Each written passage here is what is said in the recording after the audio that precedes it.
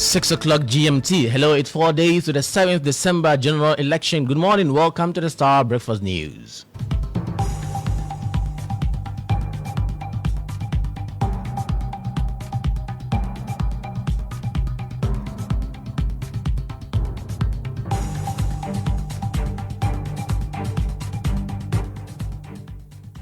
Coming up this morning, security analyst condemns reported cases of voter inducement during Monday's special voter exercise. Surely, if the process of the law falls for this, then you can imagine what would happen with the larger population. And this is because we keep doing nothing about it, yet we keep talking about it. Also coming up, Member of Parliament for Abass, Minta Kando accuses IGP of conspiring with NPP to rig the upcoming December polls. Why would any rational and reasonable IGP transfer a district commander from a district command to a quartermaster stores?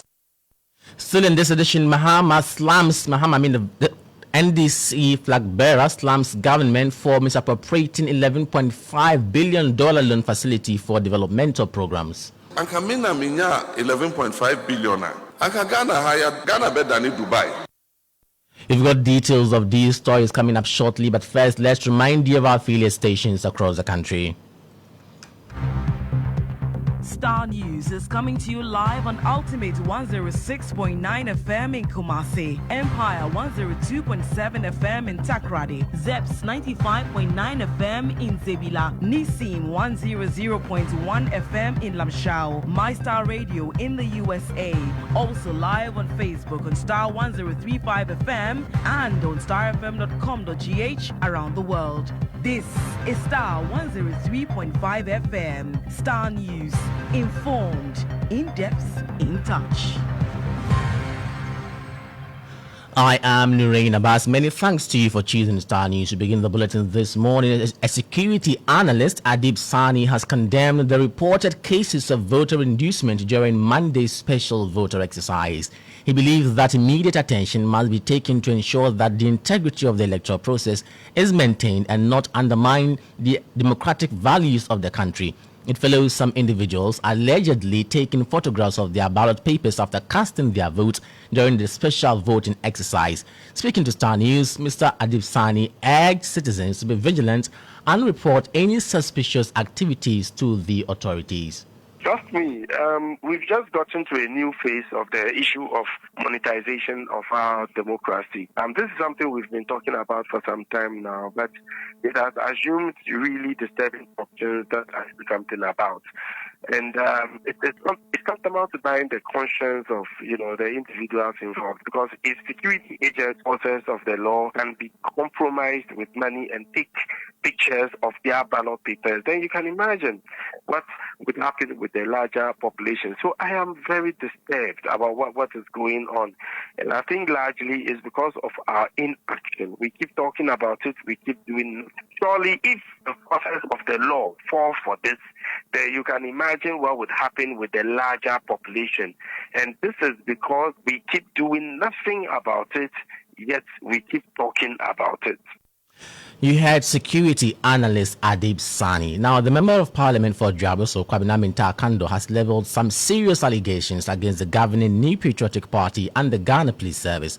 According to him, the NPP is working with the Inspector General of Police, Dr. George Kufuor, to rig the upcoming December elections. Specifically, Akando alleges that the NPP plans to deploy police personnel to intimidate votes in his constituency and beyond. Addressing the media at the press conference, Mr. Akando sent a strong warning to the governing party to desist from their alleged plans to rig the election. We are watching with eagle eyes. There are some of the information I will not put out there because we are watching and monitoring them. We are watching them and monitoring them closely, and I pray they don't try. But my disappointment stems from the fact that they are using the state agencies that are supposed to work independently, that are supposed to be impartial, as part of their rigging machinery. Why would any rational and reasonable IGP transfer a district commander from a district command to a quartermaster stores 8 days to an election. We all know the difficult terrain we have in Abass constituency. You obviously need more than 8 days as a security couple to survey the system to be able to lead your security personnel into such a crucial and a critical election such as 2024 elections. And so for me, I have come to a clear conclusion that anybody in this country who attempts to believe the IGP, Dr. Akufu Dampare, you do that at your own peril. You heard the Member of Parliament for Jaboso, Kwabena Minta Akando. This is still the Starr Breakfast News. Now, the Commonwealth Observer Group, tasked with monitoring Ghana's December 7th general elections, has called on all stakeholders, particularly the Electoral Commission and security agencies, to uphold peace and ensure Ghana's democracy legacy remains intact. At a pre-deployment meeting with the National Elections with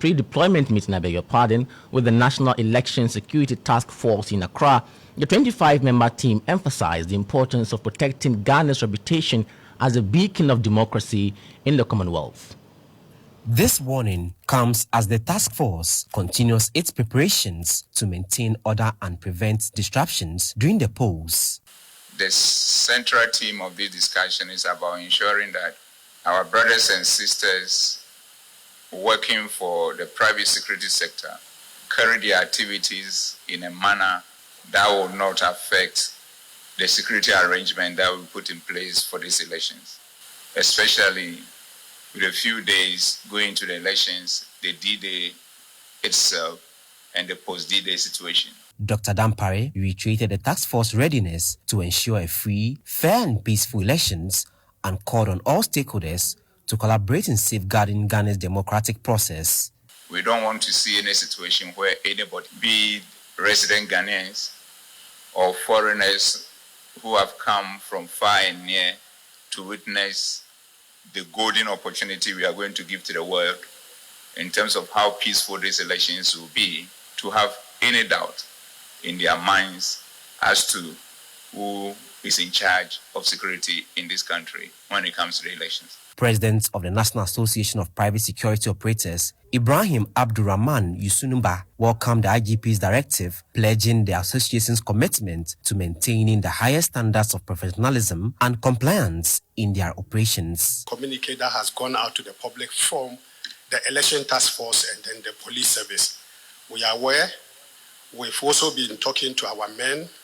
We'll be educating our security officers and our men on the election day for them to be professional.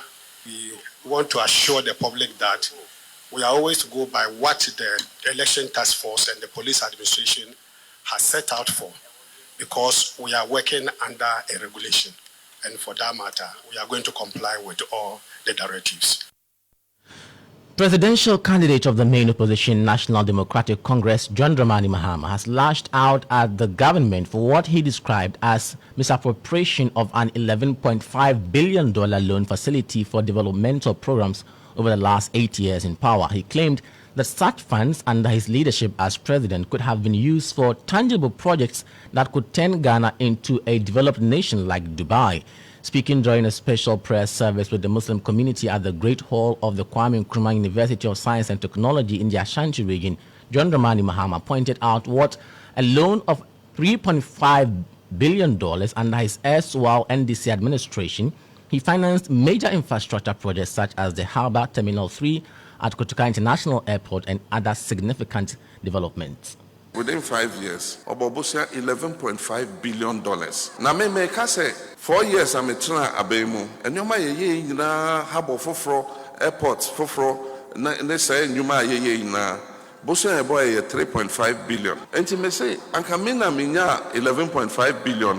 Anka Ghana hired Ghana better than Dubai. Answer near manifesto, chief imam at the Krata, a friend of Muslim manifesto brain. Na Muslim manifesto no. Na Omachro and Yoma Omudwin say Yamanyoko no eba be muni ya ebeboa ye zongo ni ye Muslim community. You heard NDC flag bearer and former President John Dramani Mahama there lashing out at government for what he described as misappropriation of an $11.5 billion loan. This is still the Starr Breakfast News. Now, before we go, as Ghana heads to the polls on Saturday, the musicians organization Global has called for peace before, during and after the 2024 general elections. Addressing the media at the union's National Music Seminar in Accra on Friday, the president of Music Glow, Deborah Freeman, urged Ghanaians to embrace peace and unity to safeguard our democracy. We use this opportunity to give some peace messages, because very soon Ghana is going to the polls.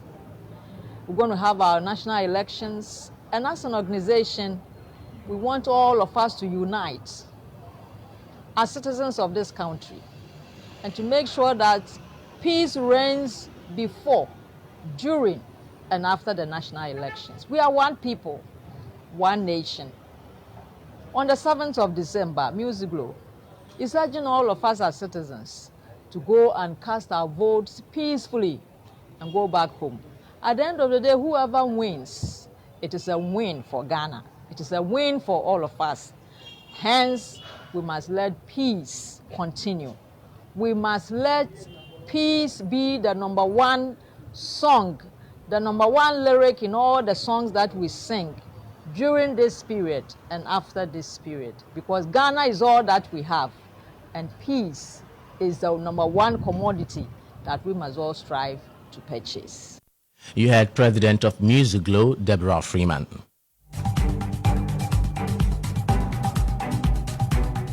This is where we end the breakfast news this morning. When you log on to starfm.com.gh, you'll find more news updates there. I am Nurein Abass. Many thanks for your company. Next, we have Jones Aji with Sports Chat. Do have a great day.